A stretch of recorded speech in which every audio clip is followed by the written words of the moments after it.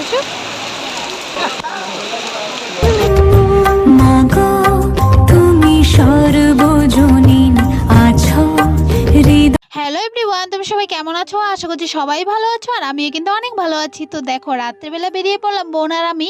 হ্যাঁ, কোথাও যাচ্ছি, তো সব কিছুই তোমাদের সাথে শেয়ার করবো। তো চলো ভিডিওটা দেখতে থাকো, আশা করছি তোমাদের অনেক অনেক ভালো লাগবে। তো দেখো, এখন বাজে হচ্ছে 10টা 1 বাজে, আর আমি কিন্তু এখন অফিসে এসে বসে আছি। আর দেখো, আমার আসার সাথে সাথেই কিন্তু চা দিয়েছে, কিন্তু আমি কিন্তু খাইনি। এত রাত্রেবেলা আমার চা একদমই খেতে ইচ্ছে করছিল না, আর একটু আগেই আমি ভাত খেয়েছিলাম, সে কারণে আমি চাটা খাইনি।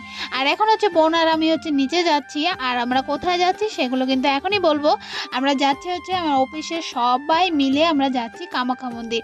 হ্যাঁ হ্যাঁ, রাত্রিবেলায় কামাখ্যা মন্দির যাব। তো চলো, মায়ের দর্শন করতে সময় দেখতে হয় না, তাই তো। তো দেখো, আমরা কিন্তু সবাই মিলে, সব দাদা ভাই বৌদি সবাই মিলে আমরা স্টেশনে এসে এখন কিন্তু দাঁড়িয়ে আছি। দেখো, এখন কিন্তু আমরা ট্রেনের অপেক্ষা করছি, কারণ ট্রেন প্রচুর লেট হয়ে যাচ্ছে। আধা ঘন্টার বেশি কিন্তু ট্রেন লেট হয়ে যাচ্ছিল, 10:30 বেজেই গিয়েছে। 10টায় ট্রেন ছিল। তো দেখো, এই যে কথা বলতে বলতে কিন্তু ট্রেন চলে আসলো। এখন হচ্ছে আমরা ট্রেনের পিছনে দৌড়াতে হবে, কারণ আমাদের সিট যে বুক করা হয়েছে সেগুলো কিন্তু একদম আগে চলে গিয়েছে। আর আমরা কিন্তু অনেকটাই পিছনে ছিলাম, তো অনেকটা দৌড়াদৌড়ি করে তাড়াতাড়ি করে কিন্তু আমরা ট্রেনে উঠে পড়েছি। এখন হচ্ছে নিজের নিজের সিটে কিন্তু আমরা শুয়ে পড়েছি। তো দেখো, এই তো বাজে হচ্ছে 2:08। এখন কিন্তু আমাদের ট্রেন থেকে নামার সময় হয়ে গিয়েছে। আর আমরা কিন্তু ট্রেন থেকে সবাই নেমেও পড়েছি, আর এখন কিন্তু কামাখ্যা স্টেশনে এসেছি, আর ওই নিচের প্ল্যাটফর্মে যাচ্ছিলাম। তো দেখো, খুব সুন্দর লাগছিল কিন্তু স্টেশনটা, লাইটিংটা, তাই না? তোমরা তো দেখতেই পেলে আমরা গাড়ি থেকে নেমেছি। তারপর দেখো, সোজা চলে আসলাম হচ্ছে হোটেলে। আর হোটেল থেকে কিন্তু আমরা এই যে চা খেয়ে নিলাম সবাই মিলে, কারণ কারো ঘুমো হয়নি, আর সবারই মাথা ব্যথা করছিল। আমার তো প্রচুর করছিল, সেই কারণে কিন্তু আমরা চাটা খেয়ে নিলাম। আর চাটা কিন্তু খুবই খারাপ ছিল, মনে হচ্ছিল গরম জল খাচ্ছি। জঘন্য একটা চা দিয়েছিল। তারপর 3টা 6 বাজে, এখন কিন্তু আমরা হাঁটা শুরু করে দিয়েছি, কারণ না তো সেখানে কোনো কিছুই ছিল না, অটো কোনো কিছুই ছিল না। তারপর অল্প একটু হাঁটার পর কিন্তু আমরা একটা টোটো পেয়েছিলাম, সেই অটো দিয়ে কিন্তু আমরা সোজা মন্দিরে চলে আসলাম। আর মন্দিরে এসেই কিন্তু সব কিছু এখন কিনে নিয়ে নিলাম, আর এসে কিন্তু লাইনে দাঁড়িয়ে পড়েছি। ওই দেখতেই পেলে 3 সাড়ে 3টার মতো বাজে। আমি কিন্তু 2-3 বার এসেছি এই মন্দিরে, তবে কিন্তু এরকম পুজো কোনোবারই দেওয়া হয়নি। এবার কিন্তু আমার ফার্স্ট দেওয়া হচ্ছে, মানে মেন পুজো। তো দেখো, অনেকটা কিন্তু বুলবুলিয়ে কিন্তু পার করে চলে আসলাম এই যে জায়গাটিতে। এখানে হচ্ছে আইডি কার্ডের মতো একটা কি দেবে, এই যে দিয়ে দিল, এটা হচ্ছে আমার আইডি। এটা নিয়ে আমার মন্দিরের ভেতরে যেতে হবে। যাই হোক, এখন দেখো 5টা 1 বাজে, মানে পুরো সকাল হয়ে গিয়েছে। সবাই তো ওইদিকে ঘুমোচ্ছে, আর আমরা কিন্তু মন্দিরেই আছি। যাই হোক, একটু তো কষ্ট করতেই হবে, তাই তো। তো দেখো, এখন কিন্তু মন্দিরের সিঁড়িগুলো দৌড়ে পার করছিলাম। মন্দিরে গেলে যে এতটা কষ্ট করতে হয় সেটা কিন্তু আমার একদমই জানা ছিল না। তো দেখো, এবছর গিয়ে কিন্তু সেটাও আমার জানা হয়ে গেল। একটা মন্দিরের বিষয়ে কিন্তু অনেক কিছু জানার বাকি থাকে। এই দিকটাতে দেখো, কত লম্বা লাইন হয়ে গিয়েছে। এতটা দৌড়ে কষ্ট করে দৌড়ে উপরে উঠলাম, তবেও কিন্তু আমরা আগে দাঁড়াতে পারিনি, অনেকটা দূরেই দাঁড়িয়েছি। যাই হোক, এখন আর কিছু করারই নেই। তো একটু একটু করে আগাচ্ছি, আর মন্দিরের ভিতরেও কিন্তু চলে আসছি। যাই হোক, এখন কিন্তু সকাল 6টার মতো বাজে, আর ওইদিকে কিন্তু পুজো শুরু হয়ে গিয়েছে। আর এই যে তোমাদের সাথে একটা কথা শেয়ার করব। দেখো, এই মন্দিরে কিন্তু প্রচুর হনুমান থাকে, তো আমরাও কিন্তু হনুমান দেখছিলাম। আর দেখতে দেখতে কি হলো, এই যে হনুমানটি দেখতে পাচ্ছ, আমার কিন্তু প্রসাদ নিয়ে চলে গিয়েছে। যাই হোক, প্রথমে তো আমার একটু খারাপ লাগছিল যে পুজো দেওয়ার আগেই প্রসাদ নিয়ে চলে গেল। তারপর হচ্ছে আমার সাথে যে দাদা বৌদি ছিল, ওরা কিন্তু বলছিল না, এটা কিন্তু ভালোই। তো তোমরা আমাকে কমেন্ট করে জানিও তো, যে জানো যে এরকম পুজো দেওয়ার আগে প্রসাদ নেওয়া কি ভালো না খারাপ।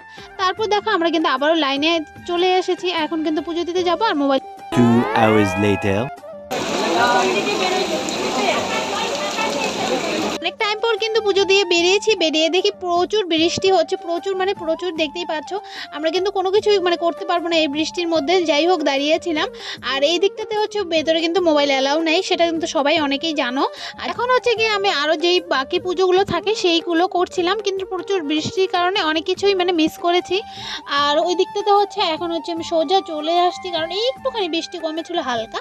তো ওই দৌড়ে চলে আসছি, দেখতেই পাচ্ছ প্রচুর বৃষ্টি হয়েছে। তো আমি একটু বাইক এখন কিন্তু একটু প্রণাম করে সোজা কিন্তু আমরা বেরিয়ে পড়বো, কারণ প্রচুর বৃষ্টি হচ্ছে। আর এখানে কিন্তু একটু দাঁড়ানোর জায়গা নেই, পুরো ভিজে যাচ্ছিলাম, ভিজে তো একদম পুরো শেষ। আর এই দিকটাতে দেখো, এখন কিন্তু আমরা সোজা নিচে চলে এসেছি। আর এখানে কিন্তু আবারও পুরো বৃষ্টি পড়ছে, মানে যখন থেকে আমরা পুজো দিয়ে বেরিয়েছি তখন থেকে কিন্তু বৃষ্টি পড়ছিল। আর এখানে দেখো, হাসুকে কিন্তু প্লাস্টিক দিয়েছে যাতে ওর মাথায় একটু বৃষ্টি না পড়ে, কিন্তু অনেকটাই উইও ভিজে গিয়েছিল।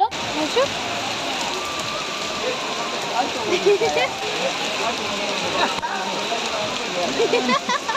প্রায় আধ ঘন্টা টাইমের মতো কিন্তু আমরা সেখানে দাঁড়িয়েছিলাম, বৃষ্টির কারণে কোনো জায়গায় যেতে পারছিলাম না।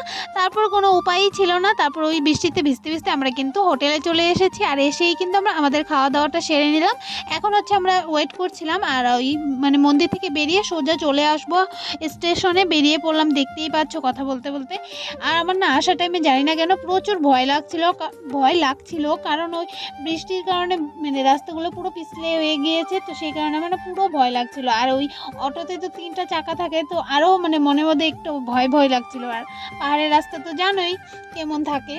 এখন তোমাদেরকে বলি ওই বাচ্চাটি কে ছিল। ওই বাচ্চাটি ছিল হচ্ছে আমার বসের ছেলে।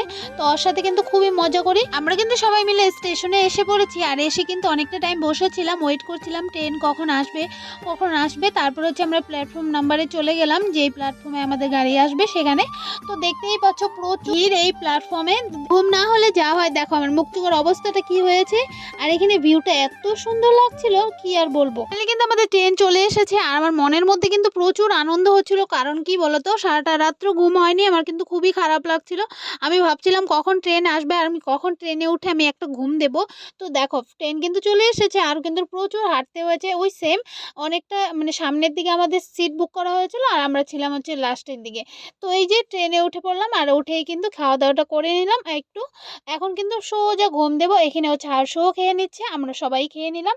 আর এই যে দেখো ফাইনালি ট্রেন কিন্তু ছেড়ে দিয়েছে। এখন হচ্ছে একটা লম্বা ঘুম দেবো।